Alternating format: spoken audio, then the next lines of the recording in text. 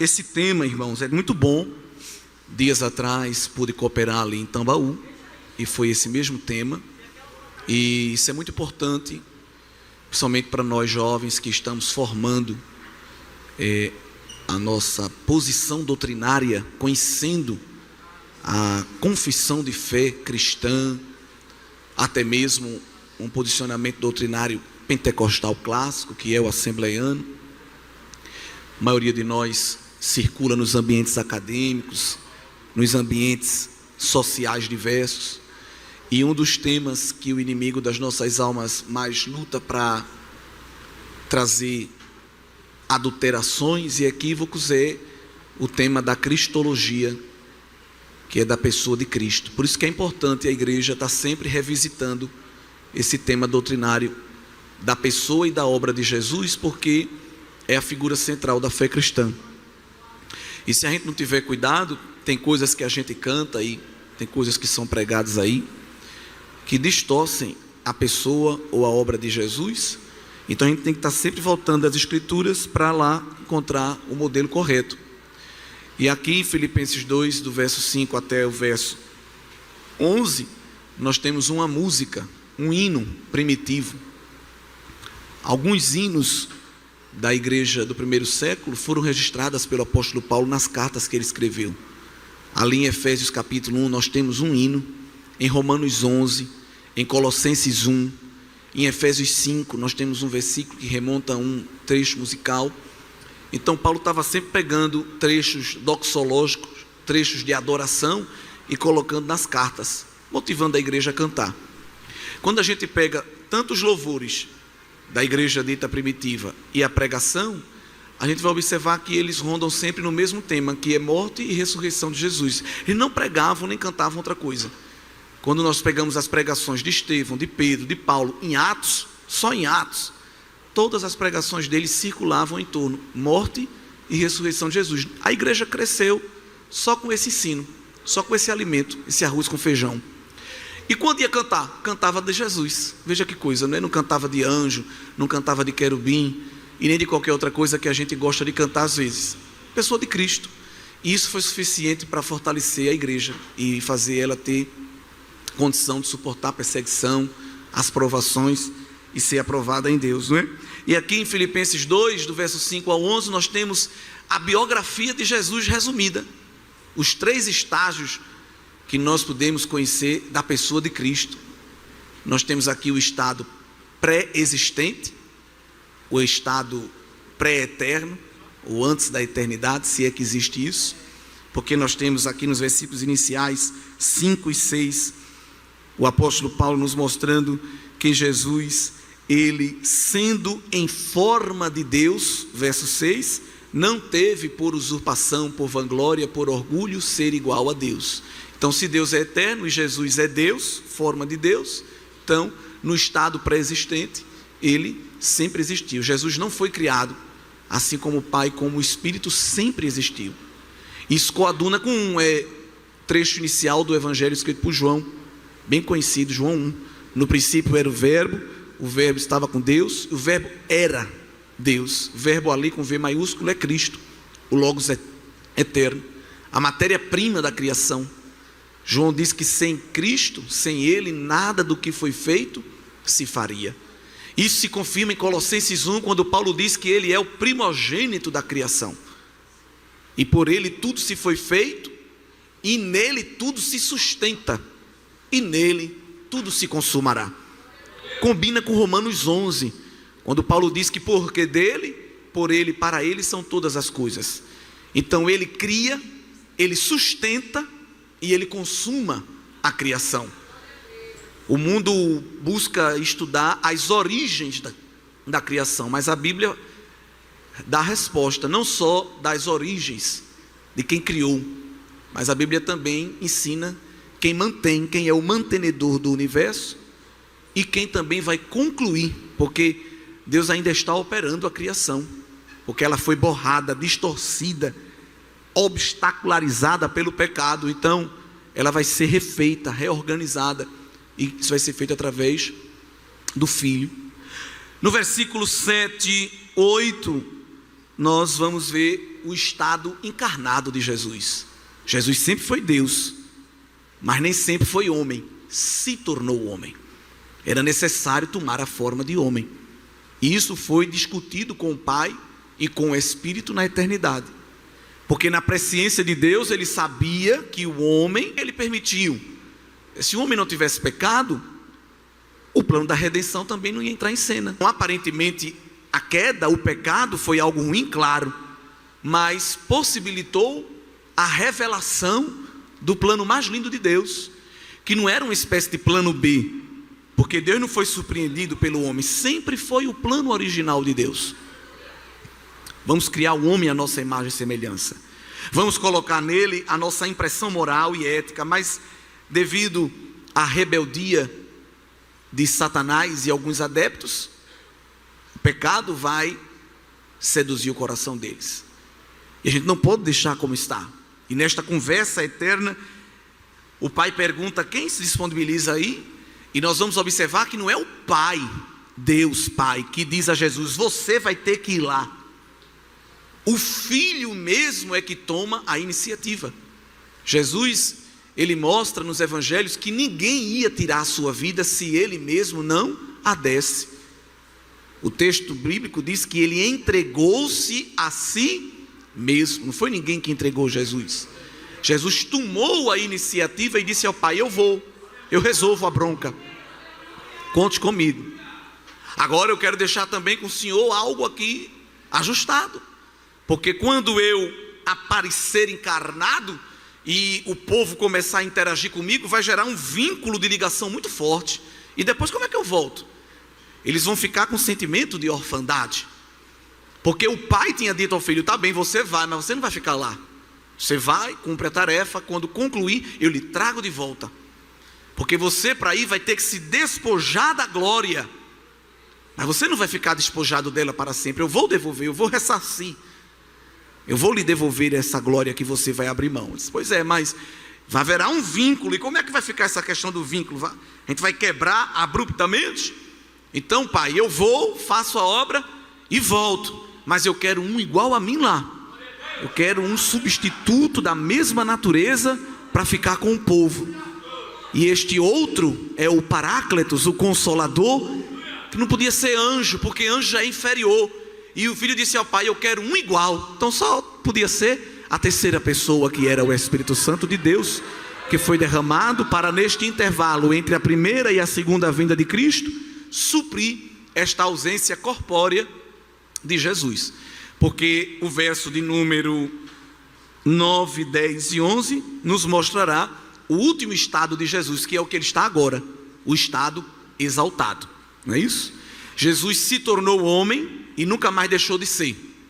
Isso aqui é doutrina bíblica pura e sem mistura, e é muito bom porque nessa manhã de estudo bíblico dá para a gente trabalhar essas questões que geralmente a gente às vezes deixa até passar. Jesus se tornou homem, nunca mais deixou de ser.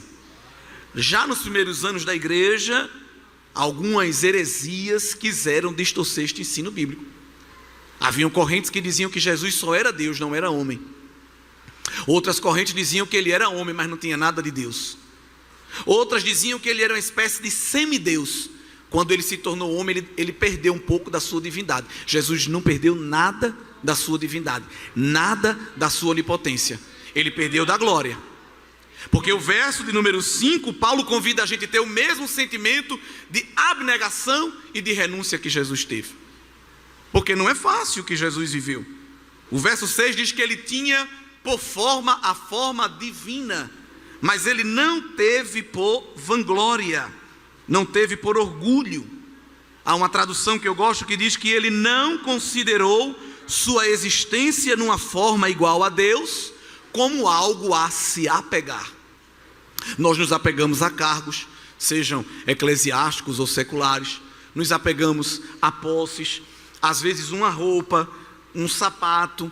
A gente tem dificuldade até às vezes de doar para um irmão mais necessitado. A gente só quer doar quando o sapato já está aberto, quando a roupa está rasgada. A gente diz: vou doar para alguém. Não, se não serve para você, não serve para outra pessoa. Nós somos apegados demais, não é?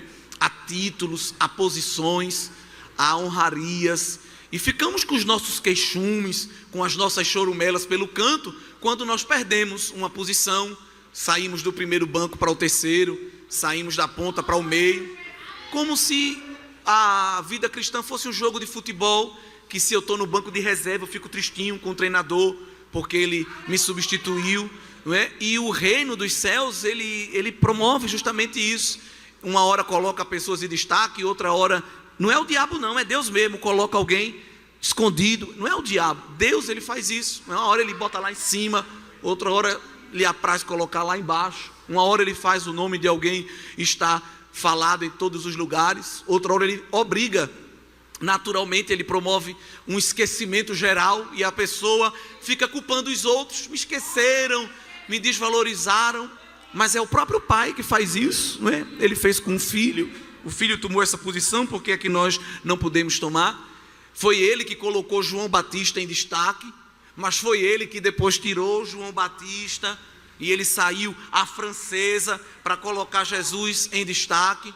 Seus coetâneos lhe procuraram dizendo: João, não dá certo isso, tu era o cara, só tu pregava, todo banner só tinha tua foto, agora chegou este aí, Nazareno, e só dá o nome dele. E João disse: eu passei a vida toda dizendo a vocês que eu estava apenas preparando o caminho e que ia vir um maior do que eu falei o tempo todinho. Que dificuldade para vocês entenderem isso. Ele está crescendo, eu quero que ele cresça mais e que eu diminua, porque eu só vim desamarrar a sandália dele, eu só sou o trator que aplana a estrada para ele vir. Ele é poderoso, ele é maior do que eu. Isso é evangelho. E Jesus estava no ápice, no topo, não tinha mais para onde ele subir, porque ele estava no topo. O diabo, que era um anjo, estava numa posição intermediária e olhou para o ser de Deus e quis aquilo que Deus tinha. Se rebelou, porque queria para si uma glória que nunca poderia ter. Qual foi a pena dele sumária? Foi expulso do céu. Jesus disse que viu ele cair do céu como um raio. E alguém diz: nossa, mas por que Deus fez isso? Não teve uma segunda chance? Porque os anjos, eles recebem um juízo mais severo do que os homens. Por quê? Porque aos anjos foi otorgado um grau de revelação maior que o nosso. Eles veem o que a gente não vê, eles ouvem o que a gente não ouve. A gente só tem um grau de revelação limitado. Os seres angelicais estão vendo Deus face a face, então eles não podem errar, porque eles têm um nível de informação perfeito. Então o diabo tomou a iniciativa, mesmo com toda a revelação que ele tinha à sua disposição. Ele tomou a iniciativa de pecar. Por isso a decisão de Deus foi sumária. Por querer ser igual a Deus, caiu do céu. Já o filho foi ao contrário. Mesmo sendo Deus, quis tomar a forma de criatura.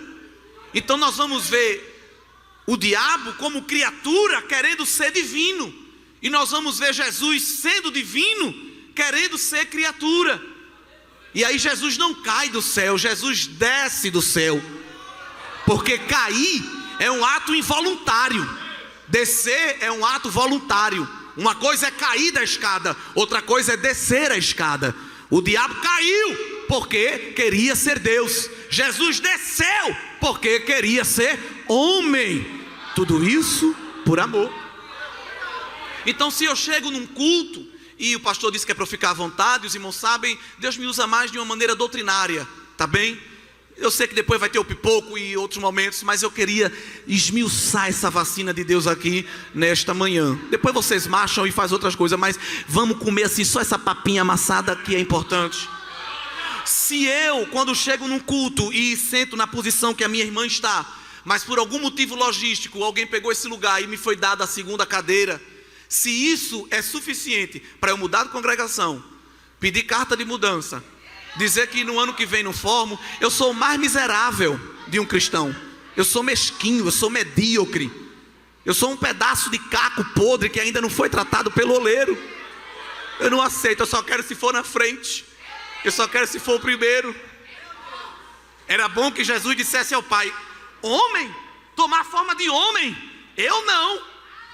Porque Jesus, ele não se baixou, ele se rebaixou. Porque se Jesus tomasse a forma de anjo, ele já estava descendo de nível. uma espécie, me permita só essa conjectura, de uma série B. Mas como Jesus tomou a forma de homem, foi logo para uma série D, meu filho, de vez. Você que se acha alguma coisa, Paulo bota a gente no lugar da gente aqui em Filipenses 2, quando diz que Jesus se humilhou tomando a forma de quê? Dessa pessoa que está sentada do seu lado. Foi uma humilhação para Jesus tomar a forma dessa pessoa que está aí do seu lado. Ah, mas você não sabe a marca do perfume que eu uso. Você não sabe a marca do solado do meu sapato. Você não sabe a marca da base que eu passo na minha unha. Tudo pó. Tudo pó. Ele sabe a nossa estrutura. Ele sabe que nós somos pó. Nada mais. É porque ele juntou esse pó com a água da vida, botou o sopro do Espírito, colocou dentro um tesouro, aí está desse jeitinho bonitinho aí. Mas se ele tirar a água da vida, se ele tirar o fôlego e tirar o tesouro, meu filho, pode botar a marca de bolsa, pode botar a marca de chinelo, pode botar gel no cabelo, pode botar o que for, é um zumbi. Serve para nada. Serve para nada. Mas quando ele coloca o invólucro do Espírito e derrama dentro um pouco da graça, pode estar até de havaiana, o cabelo pode não estar com o melhor creme, mas quando alguém olha diz, tem um negócio assim que eu não estou sabendo explicar. Você tem Olha o mundo falando, boas energias, boa vibração. A outra puxa de um lado, amassa daqui, passa o reboco e não brilha. Mas quem tem o tesouro dentro do barro, glória ao nome de Jesus, se destaca. Se destaca. Seu evangelho. Louvado seja Deus. Jesus, verso 7, aniquilou-se a si mesmo, tomando a forma de servo. Se ele dissesse que Jesus tomou forma de servo, já estava bom. Mas ele disse que Jesus, na forma de servo, se fez igual a homem, porque os anjos também são servos. Mas Jesus se rebaixou, porque não foi um servo angelical, foi um servo humano. E para acabar com tudo, se tinha ainda mais um nível para Jesus descer, ele desceu. E esse último nível da humilhação subterrânea de Cristo, digamos assim, está no verso 8. Não bastasse estar na forma de homem, humilhou-se a si mesmo.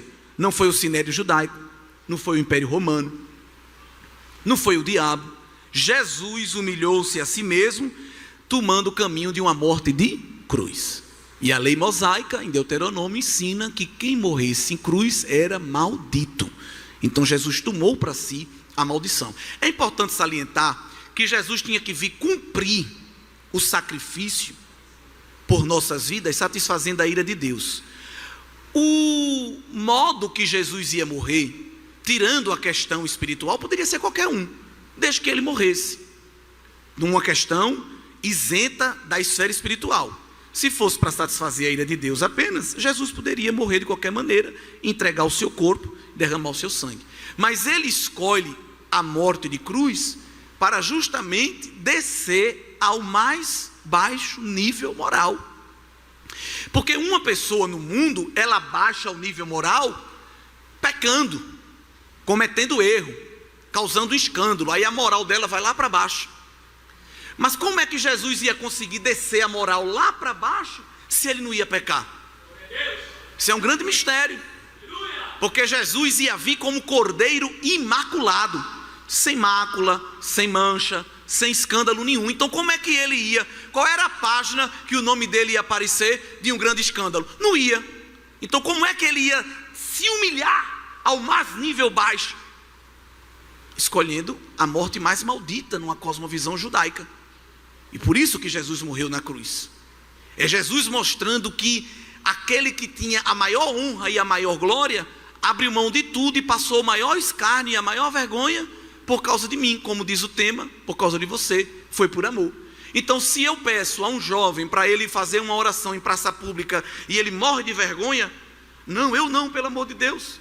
Se dentro da classe um professor lhe faz uma pergunta sobre a sua fé e ele se pudesse formar um casco de tartaruga e se esconder, meu Deus, não vou falar nada, o que vão pensar de mim? Se nessas oportunidades que tenho para expressar o meu amor a Cristo, eu me envergonho, Bom seria que quando Cristo teve a oportunidade de expressar o seu amor por nós, ele também se envergonhasse ao Pai. Nazaré? Não, Pai. Eu moro na região metropolitana da glória.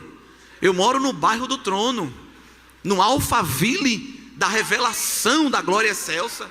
Morar em Nazaré? Me dê pelo menos um condomínio na beira da Galileia. Por favor, Pai, tenha misericórdia. Qual é a maternidade que eu vou nascer? A minha mãe vai ter direito a um plano de saúde nacional, prêmio? Uma acomodação de um quarto individual? Numa estrebaria, Pai? Numa manjedoura? Ouvindo mugidos e balidos? Não. E qual é o meu meio de transporte? O Senhor vai me liberar um ticket posto, um vale combustível? Porque eu vou andar muito. A pé, Pai? Não, tenha misericórdia. Eu vou para a região da Palestina. É semiárido, é torrão, é sol caustigante. O Senhor vai me dar algum voucher para as hospedagens? Não, não. Uma vez alguém chegou para Jesus e disse: eu quero te seguir. Jesus disse: meu filho, não venha me seguir, porque vir me seguir não tem lucro. Eu estou pior do que passarinho e do que raposa. Porque passarinho tem onde ir dormir no final do dia, e a raposa também. Mas o Filho do Homem não tem nem travesseiro para reclinar a cabeça. Não venha me seguir procurando mudar de vida, realizar o sonho da casa própria, trocar de carro, que eu não tenho isso para lhe oferecer não. O que eu tenho para lhe oferecer é cruz, é lágrima, é choro, mas lá no final há uma coroa. Aleluia. Jesus nunca iludiu ninguém com falsas expectativas. Nunca. Jesus podia dizer então: Pai, não quero nada disso. Eu quero de volta o que é meu. Não. Tudo de Jesus era emprestado. Já observou? A manjedoura foi emprestada, emprestaram a ele aquela estalagem. Quando Jesus foi ministrar a ceia, memorial da igreja, o cenáculo foi emprestado. Para chegar em Jerusalém, o meio de transporte que foi o jumento foi emprestado. Tudo na vida de Jesus era emprestado. Nada era dele. Nem aquela cruz era dele, era minha e sua. E a gente emprestou a ele aquela vergonha. Passou todo tipo de vergonha por causa de mim e de você. Às vezes estou falando de coisas práticas, porque isso acontece no dia a dia. Se uma chapinha não pegar, por exemplo, já que estamos com um grupo maioritariamente juvenil, não, eu não posso ir hoje para o culto, de jeito nenhum, desse jeito eu não vou. Por causa disso, enche a mão aí de 2 produtos, passa e pronto, e vem-te embora. Não, mas eu não achei o tamanho que combina com aquele cinto que foi especial para o congresso, eu não posso ir sem esse cinto. Pode. O que você não pode é perder as vestes de salvação. As outras vestes você pode perder, pode trocar a cor. Mas Zezinha vai dizer que eu não estou combinando. Você tem que combinar é a sua alma com a de Cristo. Isso aqui, meu filho. Entendeu? Mas é porque agora tem mídia e a menina passa fotografando. Você tem que preocupar é com a mídia do Espírito Santo, que lhe fotografa toda hora. Eita glória! Quando ninguém vê, Ele está te vendo. É Ele que você tem que agradar, irmão. 3h30 para alinhar um cabelo. E se dobrar o joelho 5 minutos tem cãibra.